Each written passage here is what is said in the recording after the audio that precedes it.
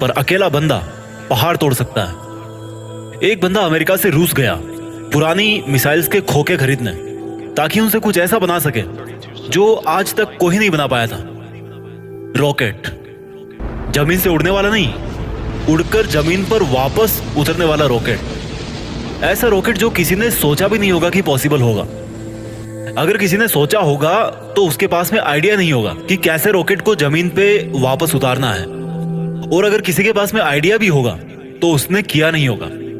लेकिन ये बंदा जो रॉकेट की एबीसीडी भी नहीं जानता था, जिसने किसी भी कॉलेज में कोई रॉकेट इंजीनियरिंग की डिग्री नहीं ली थी, वो बंदा ऐसा रॉकेट बनाने चला था जो उस टाइम की रॉकेट बनाने वाली बड़ी बड़ी कंपनीज को भी नहीं पता होगा।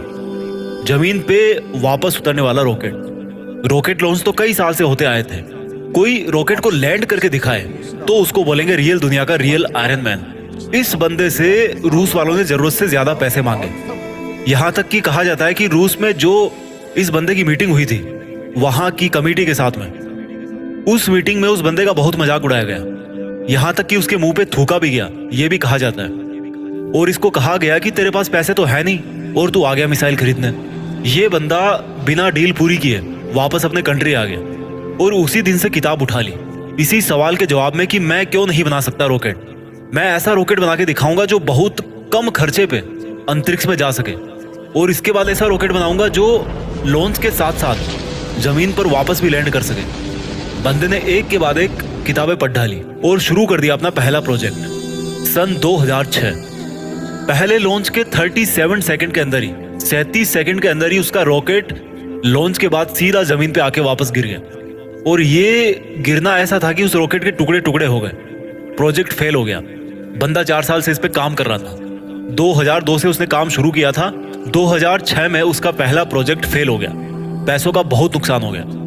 बंदे ने फिर सवाल ढूंढने की कोशिश करी कि यार कहाँ कमी रह गई, रॉकेट लॉन्च क्यों नहीं हो पाया। 1 साल बाद फिर से रॉकेट लॉन्च किया, फिर से वही हुआ, मिशन फेल्ड, रॉकेट क्रैश, पैसों का भारी नुकसान।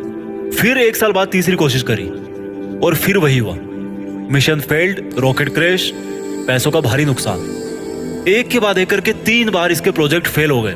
अब इस बंदे के पास में है ना, बड़ी मुश्किल से केवल 1 को रॉकेट जितने पैसे बचे थे, या उतने भी नहीं बचे थे कह लो।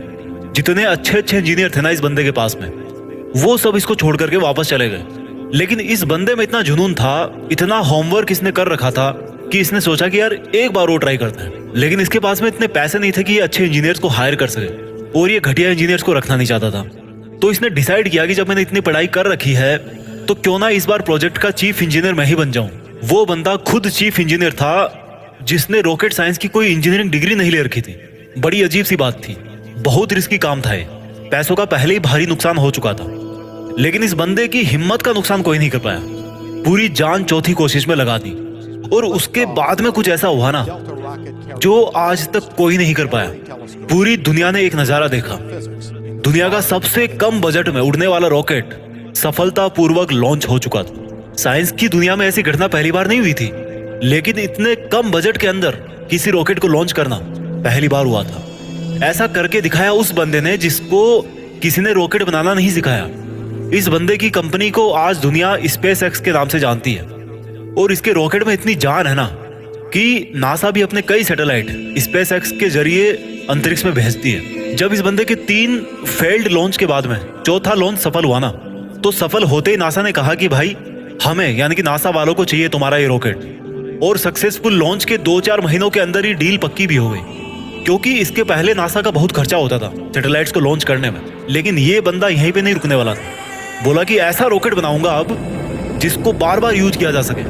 आमतौर पे क्या होता है कि जब किसी सैटेलाइट को स्पेस में लॉन्च करना होता है तो वो सैटेलाइट को अंतरिक्ष में लेकर के जाता है, साथ साथ में उसको कैरी करने वाला रॉकेट भी उसके साथ में चला जाता है। वो उसको आप यूज नहीं कर सकते दोबारा, क्योंकि वो खत्म हो जाता है, यूज करने लायक वो बचता ही नहीं है। यानी कि ये बंदा ऐसा रॉकेट बनाना चाहता था जो अंतरिक्ष में जाकर के अपना काम करके सुरक्षित वापस जमीन पे आकर के लैंड हो जाए, ताकि उस रॉकेट में केवल फ्यूल भरना पड़े और फिर वो वापस स्पेस में जाने के लिए तैयार हो जाए। जब इस बंदे ने 2011 में अनाउंस किया कि मैं लैंड करने वाला रॉकेट बनाना चाहता हूँ, तो काफी लोगों ने इसकी मजाक बनाई।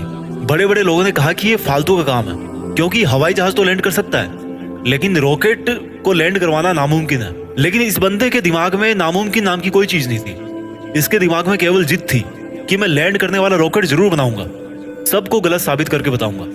बंदे ने अगले 4 साल तक दिन रात एक कर दी, बहुत सारे फेल्ड रॉकेट टेस्ट किए।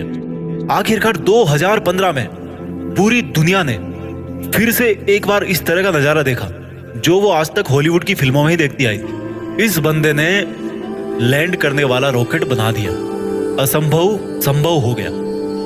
और ये बंदा फिर नहीं रुका, उस अंतरिक्ष में जाने वाले सैटेलाइट कैरियर रॉकेट को इसने पानी पे तैरते हुए प्लेटफॉर्म पर बड़ी एक्यूरेसी के साथ में लैंड करके दिखाया।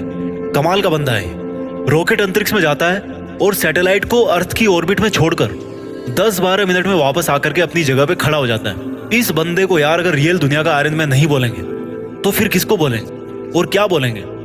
ये वही बंदा था जिसने बचपन में इतनी किताबें पढ़ डाली थी कि एक समय ऐसा आया जब इसके आसपास में किताबें कम पढ़ने लग गई। लेकिन बंदे को पढ़ना था तो किताबों का स्टॉक खत्म होने के बाद में पूरा एनसाइक्लोपीडिया पढ़ डाला।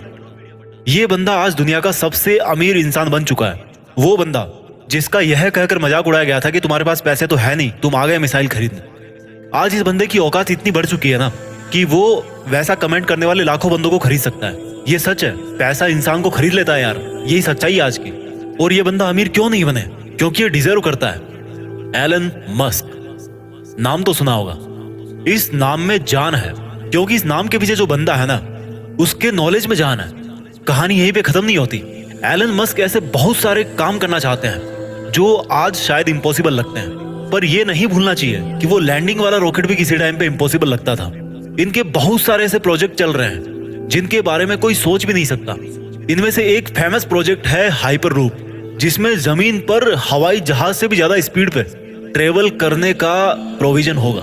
ऐसी टेक्नोलॉजी होगी। अब थोड़ी सी जरूरी बात करते हैं। भारत, हमारे कंट्री में दुनिया के सबसे ज्यादा जवान लड़के और लड़कियां हैं, इतने ज्यादा कि कई देशों की टोटल पॉपुलेशन भी इतनी नहीं है। हमारे कंट्री में भी ऐसे टैलेंट की कोई कमी नहीं है